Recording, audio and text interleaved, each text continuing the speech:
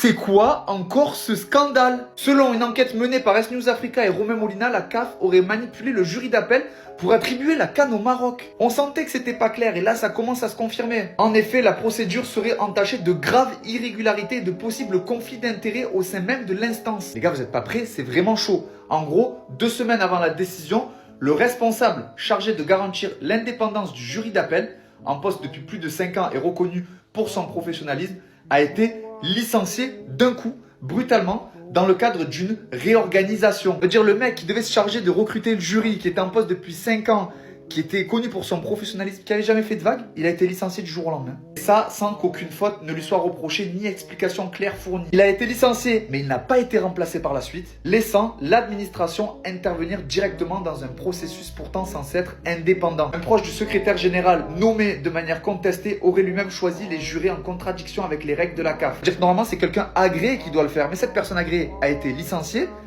et c'est un proche du secrétaire général qui l'a fait à sa place, alors qu'il n'est pas agréé pour le faire. Et parmi ces personnes-là, un membre présenterait un potentiel conflit d'intérêts, notamment en raison de liens avec des instances proches du Maroc. On va rester au conditionnel parce que pour l'instant, ce n'est qu'une enquête de Romain Molina et S-News Africa.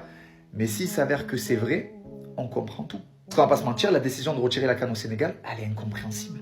2 mois après, elle est incompréhensible. S'il l'avait fait à la limite le lendemain ou le surlendemain, tu aurais pu comprendre. Là, non. L'arbitre a décidé de rejouer le match. Brahim Diaz a eu la chance de tirer son penalty, il aurait pu le marquer et l'histoire aurait été tout autre, il l'a raté. Le match s'est joué jusqu'à son terme, Pape Gueye a marqué, le trophée a été donné au Sénégal, le match s'est joué. Donc c'est incompréhensible. Et d'ailleurs il y avait des doutes, mais c'est bien officiel, hein. Le tribunal arbitral du sport a confirmé que le Sénégal avait bien fait appel de la décision de déclarer le Maroc gagnant. Dans les prochaines semaines, on va en savoir un peu plus et surtout on va savoir si le trophée va être rendu au Sénégal ou pas.